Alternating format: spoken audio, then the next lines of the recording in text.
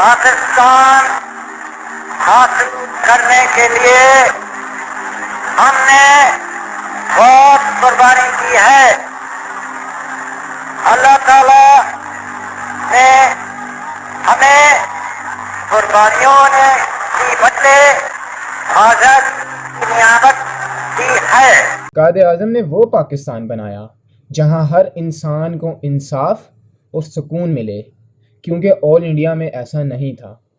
ایک علیحدہ ملک بنایا جس میں سب ایمان سے رہیں اور جہاں سب برابر ہوں، یہاں تک کہ مائنورٹیز کو بھی ان کا پورا حق دینے کی بات کی گئی. لیکن افسوس کہ قائد اعظم اور لیاقت علی خان کے بعد اب تک پاکستان کو سہارا دینے والا کوئی ایماندار شخص نہیں ملا. میں ایک نئی ویڈیو کے ساتھ حاضر ہوں. یہ ویڈیو میری نیو پلے لسٹ سوشل میڈیا کا پارٹ ہے. اس پر پہلے کراچی والی ویڈیو بھی پڑی ہوئی ہے، وہ بھی آپ ضرور دیکھیے. اس پلے لسٹ کا مقصد آپ لوگوں کے ساتھ کرنٹ ایشوز کو ڈسکس کرنا ہے. اگر آپ کو کوئی بات اچھی لگی یا بری لگی، یا اگر آپ کا کوئی سوال ہو تو نیچے کومنٹس میں ضرور بتائیے، اور میرے 1000 سبسکرائبر کرنے والے ٹارگٹ میں میری مدد کیجیے. یعنی کہ جو نیچے سبسکرائب کا بٹن بنا ہوا ہے اس کو دبائیے، اور اگر آپ پہلے سے سبسکرائبر ہیں تو لائک ضرور کیجیے. کوئٹہ کی ماڈل کورٹ نے اچک زئی صاحب کو کیسے چھوڑا؟ کیا اچک زئی صاحب نے ان کو پیسے دیے یا اپنی طاقت کی بنا پر انہوں نے ان کو ڈرانے دھمکانے کی کوشش کی؟ یہ سوال اب ہر پاکستانی کے ذہن میں ہے.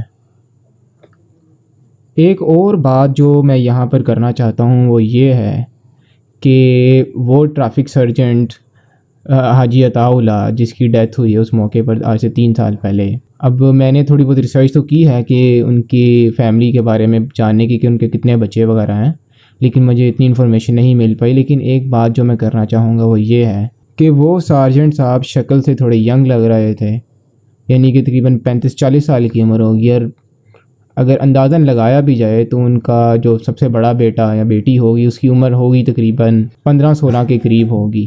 تو کیا آپ کے خیال میں اس زمانے میں، اس دور میں، پاکستان کے اس دور میں، اس مہنگائی کے دور میں، اس ان ایمپلائمنٹ کے دور میں، کیا بنا باپ کے بچوں کا رہنا ممکن ہے؟ میں چاہتا ہوں کہ آپ سب اپنے ذہنوں میں اس بات کا تصور کیجئے کہ وہ بچے، وہ بھائی بہن جن کے باپ کی طرح ڈیتھ ہو جائے، وہ اپنی زندگی، اپنی پڑھائی، اپنے گھر بار کا خرچہ وغیرہ وہ کس طرح اٹھائیں گے؟ کیا آپ کے خیال میں ایک 15-16 سال کا لڑکا روزانہ اتنی کمائی کر سکتا ہے، ہر مہینے اتنی کمائی کر سکتا ہے کہ وہ بغیر باپ کے اپنے گھر کو چلا سکے؟ لیکن افسوس تو اس بات کا ہے کہ اس طرح کے سوالات، اس طرح کی فکر صرف میرے اور آپ جیسے احساس کرنے والے پاکستانیوں کے ذہنوں میں ہی آ سکتے ہیں. مجید اچک زئی جیسے پاورفل لوگوں کے ذہن میں کیسے آئے گی؟ اگر ان کے ذہن میں یہ سوال ہوتے، اگر ان کو اتنی فکر ہوتی تو وہ کبھی اوور سپیڈنگ نہ کرتے، سگنل کی خلاف ورزی نہ کرتے، اور اس کیس میں وہ مبتلا نہ ہوتے. اور مبتلا ہونے کے بعد سب کو پتہ ہے کہ انہوں نے کیسے قانون کی خلاف ورزی کی، قانون کو استعمال کیا انہوں نے. اس کیس کو اب ہم آگے چل کے دیکھتے ہیں. یہ ویڈیو تھوڑی سی لمبی ہو جائے گی کیونکہ یہ مسئلہ ہی ایسا ہے، اور میں آپ سب سے ریکویسٹ کرتا ہوں کہ اس ویڈیو کو اینڈ تک دیکھیے. اینڈ پر میں نے ایک چھوٹا سا میسیج دیا ہے اور آپ لوگوں سے کچھ سوالات پوچھے ہیں. اس ویڈیو کو اینڈ تک دیکھیے اور مجھے کمنٹس میں ان سوالات کے جواب دیجیے. یہ ویڈیو جو آپ کی اسکرین پر اس وقت چل رہی ہے اس کو دیکھیے. اس ویڈیو میں آپ دیکھ سکتے ہیں کہ 20 جون 2017 کا دن ہے. اس دن بہت زیادہ گرمی تھی اور کوئٹہ کے جی پی او چوک پر ایک حاجی عطا اللہ نامی ٹریفک سارجنٹ کھڑا اپنی ڈیوٹی ایمانداری سے سر انجام دے رہا ہے. اتنی دیر میں ایک لینڈ کروزر والا آتا ہے اور اس سارجنٹ کو کچل دیتا ہے.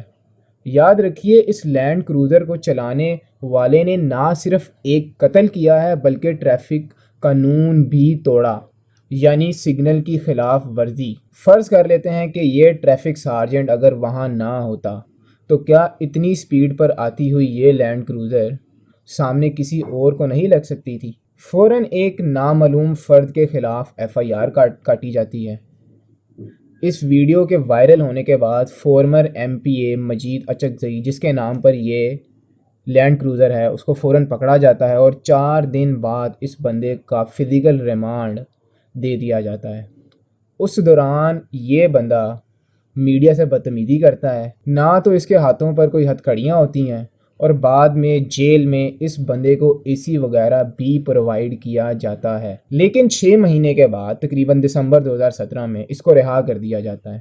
اور حیرانی اس بات کی ہے کہ یہ گاڑی اچکزئی صاحب کی تو ہے، لیکن یہ گاڑی غیر قانونی تھی۔ اور اب آتے ہیں کرنٹ ایشو کے اوپر کہ 2 دن پہلے یعنی کہ فرائیڈے کو 4 سپٹمبر 2020 کو واقعہ کے تقریباً 3 سال بعد اس کی ٹیرورزم والی ریکویسٹ پر نظر ثانی کی جاتی ہے اور ٹیرورزم کو ختم کر دیا جاتا ہے، اور یہ کیس چلا جاتا ہے کوئٹہ کی ماڈل کورٹ میں، جہاں پر ثبوت نہ ہونے کی بنا پر یعنی کہ ثبوت کی عدم موجودگی پر اس بندے کو رہا کر دیا جاتا ہے، باعزت بری کر دیا جاتا ہے۔ کہتے ہیں کہ عدالتی نظام اور نیب پر گورنمنٹ ہو، اپوزیشن ہو یا کسی بھی پولیٹیکل پارٹی ہو، کسی بھی چیز کا کوئی اختیار نہیں ہوتا۔ پاکستان کے اندر عدالتی نظام آزاد ہے اور اس پر کسی بھی بندے کا کوئی انفلوئنس نہیں ہوتا۔ تو کیا آپ کے خیال میں ایسا ہی ہے؟ کیا اس ویڈیو میں، کیا اس کیس میں ایسا ہی ہے؟ اب بات کرتے ہیں کہ اس ملک میں قانون کی پاسداری کتنی کی جاتی ہے، کی بھی جاتی ہے یا نہیں کی جاتی۔ اس کیس میں پہلا قانون جو توڑا گیا وہ ان رجسٹرڈ یا اللیگلی رجسٹرڈ گاڑی رکھنا ہے۔ دوسرا اوور سپیڈنگ کی گئی، پھر سگنل توڑا گیا، اور پھر ایک قتل کیا گیا۔ اس کے بعد میڈیا سے بدتمیزی کی گئی، پولیس سے بدتمیزی کی گئی۔ کوئی ایک آدھی بات ہو تو میں آپ کو بتاؤں کہ اس کیس کے اندر اس بندے نے کتنے زیادہ قانون توڑے ہیں۔ تو ایک پولیٹیکل بندہ جو کہ کوئٹہ اسمبلی کا، پروونشل اسمبلی کا ممبر بھی رہا ہے، اگر اس بندے کا یہ حال ہے، اگر اس کے سامنے قانون کی یہ عزت ہے، تو ایک عام پاکستانی اس کے سامنے کیا ہونی چاہیے۔ اب بات آتی ہے وی آئی پی کلچر کی۔ کیا پاکستان میں جہاں فزیکل ریمانڈ یعنی کہ جسمانی ریمانڈ پر چترول کی جاتی ہے، وہاں اچکزئی صاحب کو اے سی دیا جا رہا ہے؟ وہی پولیس جن سے یہ بدتمیزی کر رہے تھے، وہی ان کی خواہشات کو پورا کر رہے ہیں۔ ان کو اے سی دیا جا رہا ہے، صوفے دیے جا رہے ہیں، ایک جیل کے اندر، ایک وہ جیل کہ جس کے اندر مجرم تو دور کے بعد ایک ملزم کو بھی چکی پیسنی پڑتی ہے۔ لیکن یہاں پر وی آئی پی کلچر دیکھیے آپ، ایک بڑا بندہ جس کی زیادہ پاور ہے، جس کے پاس زیادہ پیسہ ہے، زیادہ بڑی پوسٹ ہے، اس کو کتنا آرام و سکون مل رہا ہے جیل میں۔ کیا سبھی کے ساتھ ایسا ہوتا ہے؟ اب میں آپ کو ایک قصہ سناتا ہوں۔ قصہ مجھے تقریباً صحیح طرح سے نہیں یاد، لیکن آپ کو مفہوم میں ضرور بتانے کی کوشش کروں گا۔ اچھا، ایک بابا جی کسی نہ کیے گئے جرم میں پکڑے جاتے ہیں، اور بہت سالوں کے بعد جب بہت زیادہ کیس لٹک چکا ہوتا ہے، تو اس کے بعد ایک جج آتا ہے اور وہ ان کا کیس دیکھتا ہے اور ایک پورے ٹرائل کے بعد ان کو بری کر دیتا ہے۔ جاتے ہوئے وہ بابا جی جج سے کہتے ہیں کہ تیرا شکریہ، اور یہ کہنے کی کوشش کرتے ہیں کہ تھانے دار جو ہے وہ جج سے زیادہ پاورفل ہوتا ہے۔ جج ان کی معصومیت اور عمر کا تقاضا کرتے ہوئے مسکرا دیتا ہے اور کہتا ہے کہ ایسا نہیں ہے، جج تھانے دار سے اوپر ہوتا ہے اور اسی کی زیادہ پاور ہوتی ہے۔ بابا جی کہتے ہیں کہ شروع میں مجھے تھانے دار کہتا تھا کہ 5,000 دے دو اور کیس یہیں ختم کر دو، اور آپ نے تو کیس کو ختم کرنے میں اتنے سال لگا دیے، تو میں کیسے مان لوں کہ جج کی پاور تھانے دار سے زیادہ ہوتی ہے۔ تو بات کا مقصد یہ ہے کہ میرے اس ملک میں ایک کیسا قانون ہے کہ جہاں امیر غریب سے بڑا ہے۔